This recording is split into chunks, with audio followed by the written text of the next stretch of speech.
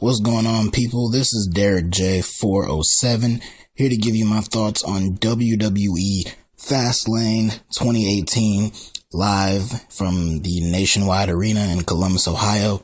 My own backyard. Of course, I'm from New York, but I went to college and am currently working in Columbus, Ohio. I did not attend this show because all of my money is being saved for New Orleans for WrestleMania next month, which I will be attending live.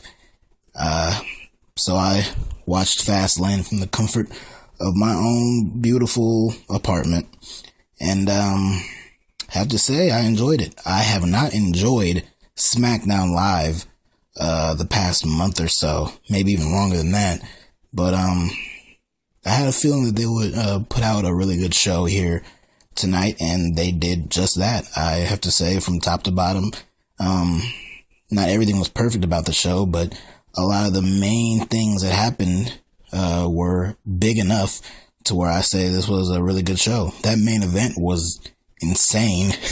You know, it's rare we get matches like that. It reminded me a lot of that four-way from SummerSlam last year with Brock and Braun and Roman and Joe, where it was just non-stop action throughout the entire match. This match, you know, just with two more people involved, but well, technically three if you include Shane. But yeah, it was just a crazy match from bell to bell, and we now know who the WWE Champion is heading into WrestleMania. It is, in fact, AJ Styles. The dream match that a large majority of fans have been wanting to see at WrestleMania. It is official. AJ Styles versus Nakamura is going to happen, and I'm looking forward to it, and I'm sure a lot of you are too. But before we get into that, let's go through this entire show from top to bottom. And let's go ahead and start from the very beginning. So the pre-show match was announced literally tonight, like during the pre-show. And it was a 6-man tag team match. Team of Ty Dillinger and Breezango defeating Mojo Rawley and Shelton Benjamin and Chad Gable. And a pretty hot match. The fans were really into the 10 count and, you know, Ty Dillinger and all that kind of stuff. So good to see that despite not being on television for what feels like months, Ty Dillinger is still pretty over, or at least his 10 count gimmick is still over. So we'll see if they do anything with him in 2018. The show kicked off with Rusev Day taking on Shinsuke Nakamura, two of the most over guys, not only on SmackDown, but in the entire company, despite not being heavily focused on for a long period of time. And that goes for both of them. These two still get huge reactions. Nakamura, of course, gets a huge reaction. The fans still chant Rusev Day. Even fans at ROH shows chant Rusev Day. So both of these guys were insanely over, and they gave us an incredible match to start the show. A really fun match. The fans, of course, you know, Nakamura lets Rusev Day, you know, back and forth chants. These two had a great match, you know. Rusev, he's not really a comedic figure right now, but he is playing the comedy role in his current incarnation a lot more so. But you forget that dudes, he can go. And Nakamura, I know he put on more consistent great matches in Japan than he has so far on the main roster in WWE, but when he's motivated, he can put on a damn good match, and these two put on a great match here on this show. Towards the end of the match, there was a really, really brutal super kick spot where Nakamura, he was setting up for the Kinshasa.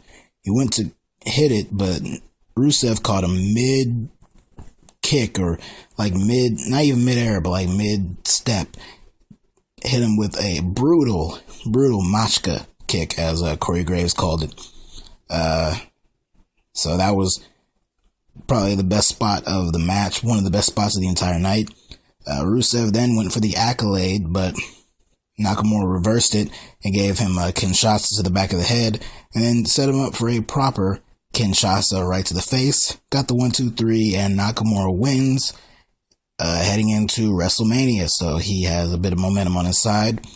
Rusev, don't think he would have he would have gained something. He would have gotten a big win over Nakamura, but I don't think anyone realistically thought he would win this match. But a great showing between the two of them. Hopefully they can do something good with Rusev, although I feel like they'll just stick him in the Battle Royal. The Andre Battle Royal, which I doubt he'll even win. So, sucks for him, but who knows? Maybe they can switch him over to Raw after WrestleMania and he can thrive on that show. I don't know. We'll see. Up next, we had the U.S. Championship match. Bobby Roode defending the title against Randy Orton. The story going into this match, well, there were two stories. One story being this match was built around the top 10 list thing that barely anyone even remembers because it came and went.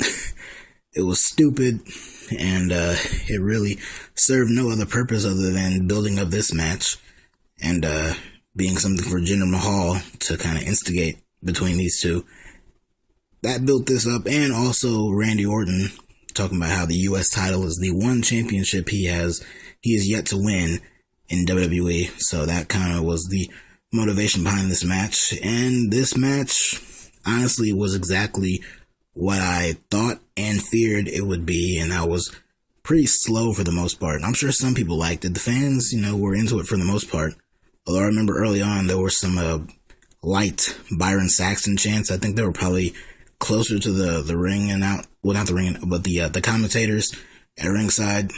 It didn't really get bigger than it was. It was kind of low, but they happened. But yeah, the match was kind of slow. These two, their current roles are just not fitting. Both of them are better off being heels.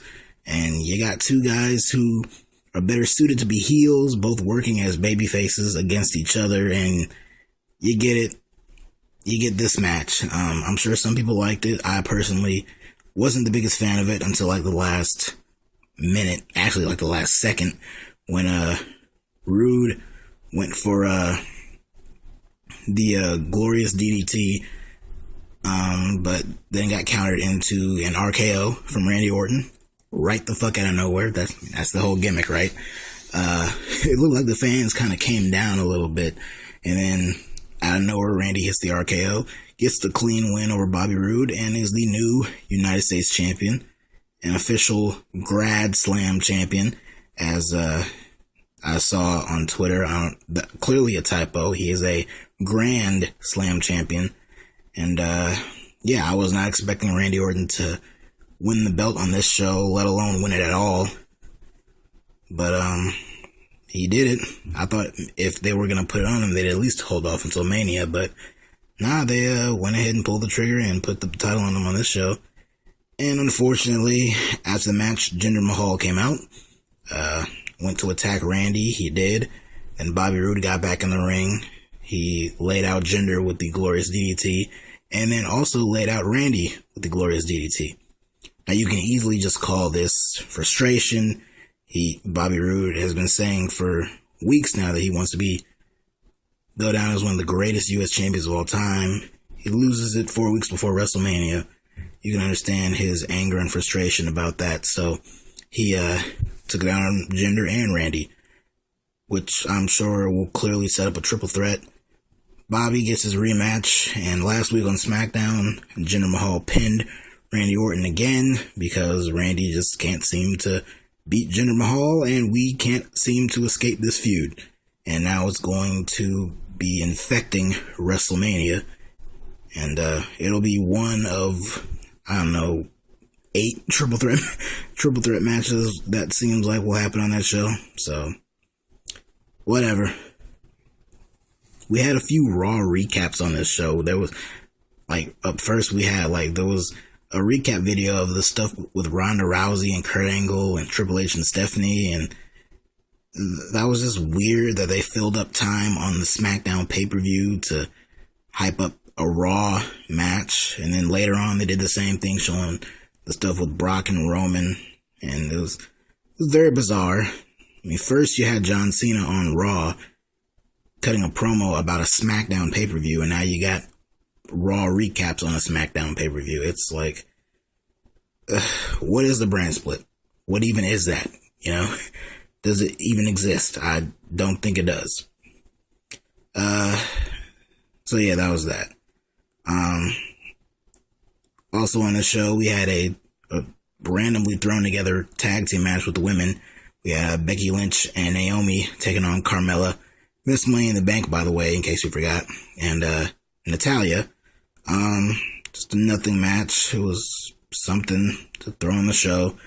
The finish came where the referee had his back turned and Natty she was on the apron. She was about to give Carmella her briefcase, but Becky saw this and she threw Carmella to the side, knocked Natty out, and then when she turned around, she ran right into a super kick from Carmella and got pinned. Naomi tried to break up the pin, but she couldn't get there in time, so the heels win, and Carmella is still Miss Money in the Bank. And based on what happened later, after the Women's Championship match, that the SmackDown Women's title match is set up for WrestleMania, and I think it's pretty obvious who's winning that title, and I don't think Carmella will be cashing in her Money in the Bank on that champion anytime soon. So I saw people saying it on Twitter, and I'll just go ahead and throw my opinion on it. I think something interesting they could do is at WrestleMania have Carmella cash in her Money in the Bank briefcase on the Raw Women's Champion, whether it'll be Alexa Bliss or if Nia Jax wins.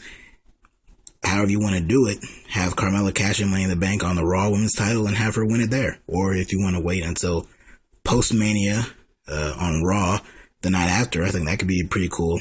That could be a pretty cool moment. So that's just kind of my own thoughts on that.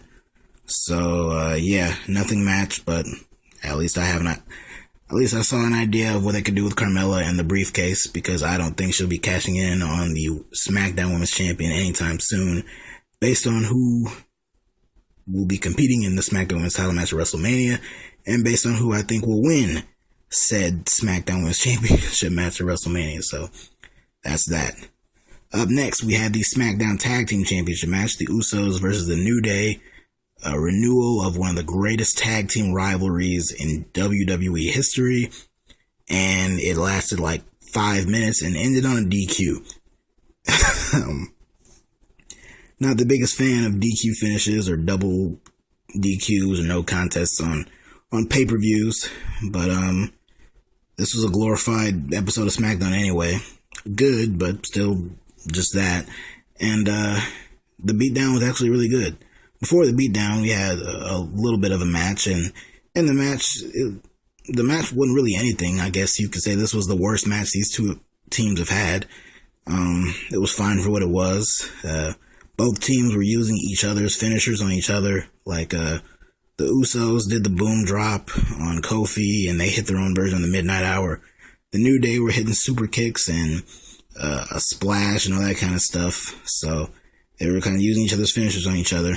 But the turning point came when all the members of the New Day were on the outside, and the Usos did a dive through the ropes. Everyone was laid out, and then out came the Bludgeon Brothers with their big giant plastic hammers that we're supposed to believe are iron mallets. They started to use it on people. They just killed everyone. You know, they killed the Usos.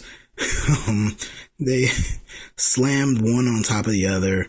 Luke slapped Eric Rowan across the face, and then Eric Rowan body slammed Luke on the Usos, and then Rowan ran and dove onto the Usos. They powerbombed Xavier Woods on the steel steps, which looked brutal. It looked like his head and neck whiplashed off the steps, so I'm sure that didn't feel good. And clearly it didn't, because later on in the show, Tom Phillips on commentary provided us with an update that said that Xavier Woods had some kind of back contusion. I swear to God, they use the word contusion to describe everyone's injuries. Anytime someone gets hurt in any way, they always use contusion. Like 95% of the time, they always say contusion. All the time. Just as much as they say medical facility, they use the word contusion. So, but yeah, not the best thing. You know, you built up for the past few weeks that, you know, this is going to be the renewal of one of the best rivalries in WWE history, tag team rivalries in history. And you have the match. It lasts a few minutes. They're just using each other's own moves on each other. And it was really nothing. And then it ends in a no contest. Usually I could get upset about that, but I did enjoy how they handled the beatdown, more so than any of the jobber matches that the Bludgeon Brothers have been involved in the past few months, except for the one show where they had the one jobber up in the air and he let out a Wilhelm scream. But more so than any of the jobber matches they've been involved in, this was the strongest the Bludgeon Brothers, Harper and Rowan, have looked since they've begun this gimmick. So I assume this sets up like triple threat match number 11 at WrestleMania. Like I said, so far it looks like it's gonna be a lot. There's already one announced for the IC title, which could change into a 4-way or even a 5-way, but as of right now it's a triple threat. We could be getting a triple threat for the US title with Roode, Orton, and Jinder. And now here with the SmackDown tag team titles, the Usos, New Day, and Bludgeon Brothers, seems like it's gonna be set in stone. But good beatdown. Then the SmackDown women's title match came up. Charlotte taking on Ruby Riott. Charlotte, Becky, and Naomi have been in a never-ending feud with the Riott Squad for months now. And in those months, Charlotte has been able to pin Sarah Logan and Liv Morgan, so there was only one member left, and that was Ruby. These two put on a pretty good match. The Riott Squad, of course, were in Ruby's corner, and not too long after that, Becky Lynch and Naomi came back out, and were in Charlotte's corner, which led me to wonder, why didn't they just make the tag team match Becky and Naomi against Sarah Logan and Liv Morgan? That would have made it more sense. Instead of throwing together some random match involving Natty and Carmella, other than just to remind us, hey, Natty and Carmella are still around. Why not? Well, any variation of these 6 women facing each other is kind of played out, so I can understand that, but I don't know, it just didn't make a whole lot of sense to me. They, of course, that being the Riott Squad, they provide distraction, and Becky and Naomi try to fight them off. They ended up getting tossed out, and then the Riott Squad ended up getting tossed out too. But it came down to Charlotte and Ruby just alone. Charlotte had Ruby hanging over her shoulder, like her legs are wrapped around like the back of her, on her back, so she's laid out, and then she kind of flipped Ruby over her shoulders, over her head, onto the turnbuckle, which, not for nothing, looked pretty brutal. To be completely honest with you, it was a pretty brutal looking spot. And not too long after that, Charlotte locked in the figure 8 and Ruby tapped out. And that was that. So Ruby Riott, I've been very impressed with her. Cuts really good promos, pretty damn good wrestler, and she proved to me in this match that she can go. And I think one day they might do something with her. As long as she stays healthy, as long as she stays out of trouble, and she does nothing but improve, day in and day out. I think she could have a bright future ahead of her. But this is not her time, because once the match was over, it played Asuka's music. She came out, that being the first ever women's Royal Rumble match winner. She came out there, got in the ring, and came face to face with Charlotte and pointed up at the WrestleMania sign. Much better and much more natural and less awkward looking than what Ronda Rousey did at the Rumble, that's for sure.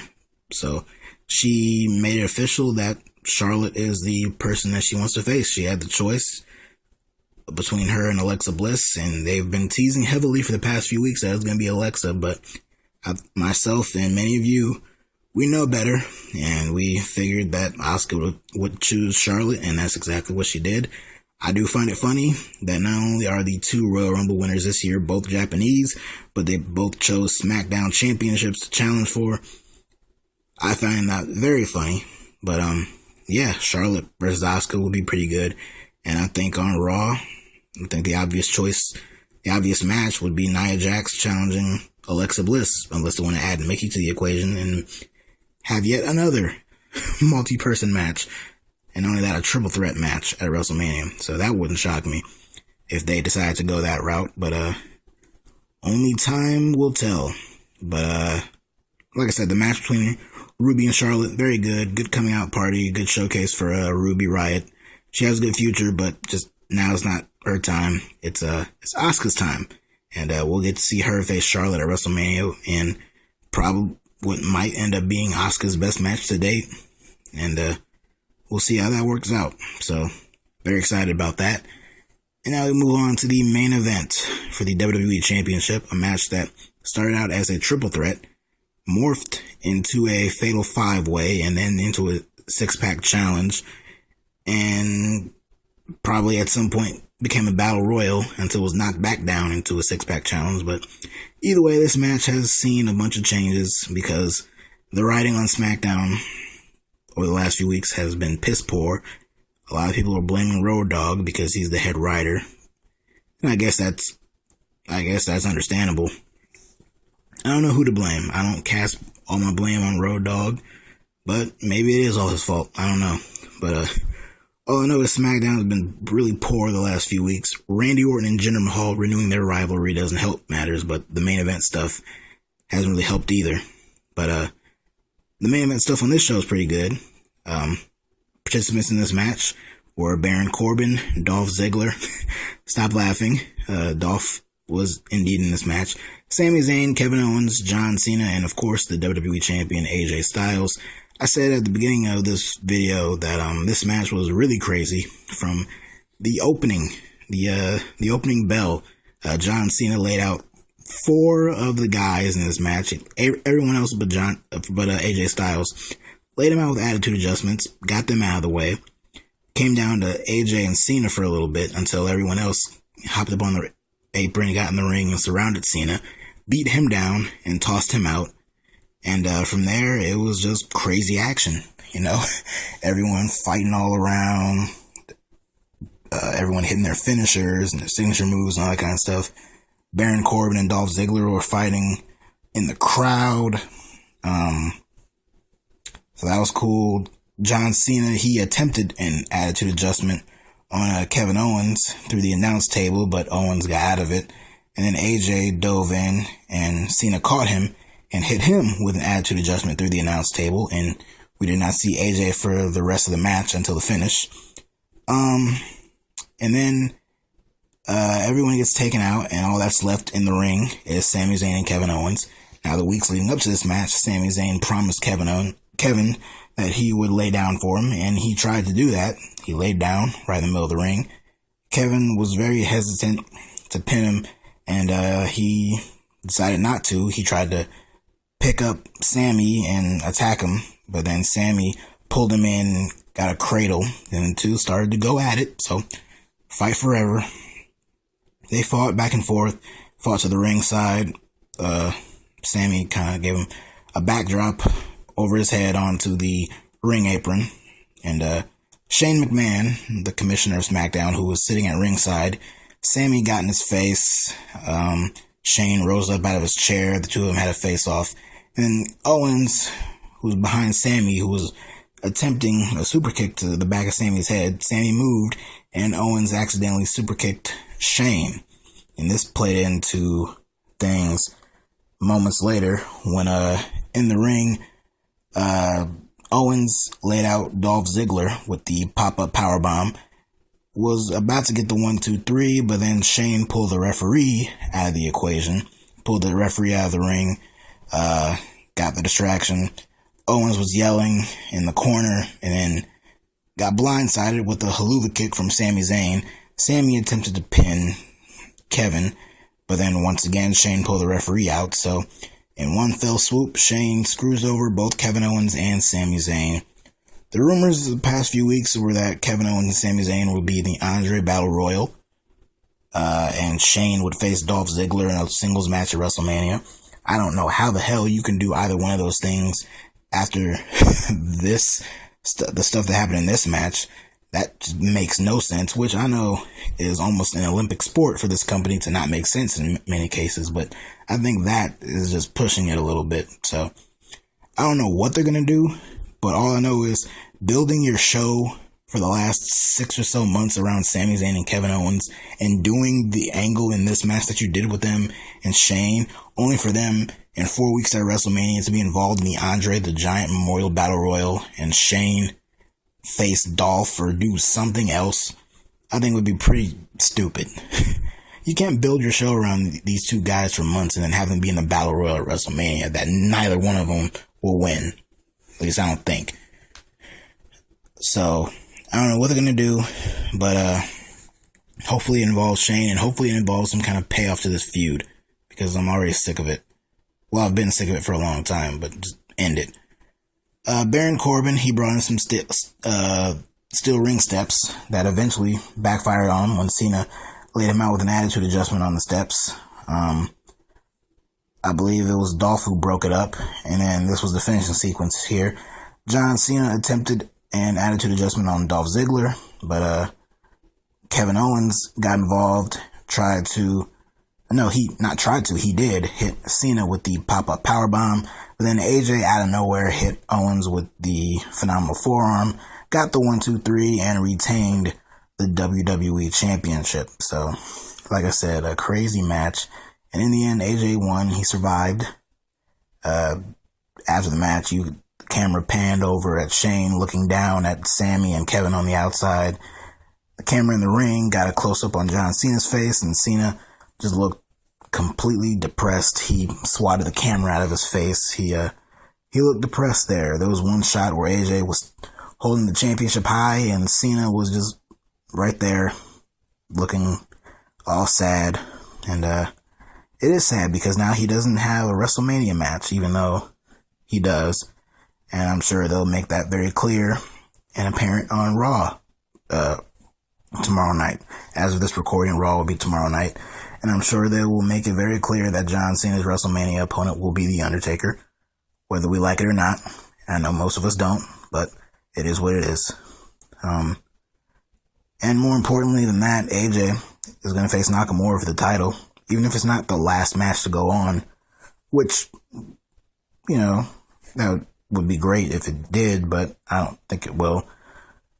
But no, we got a really good match here, and I'm looking forward to WrestleMania coming up. Card's shaping up to be pretty interesting, and I'm looking forward to seeing it. So next time I'll probably talk to you guys will be in New Orleans for WrestleMania. So till then,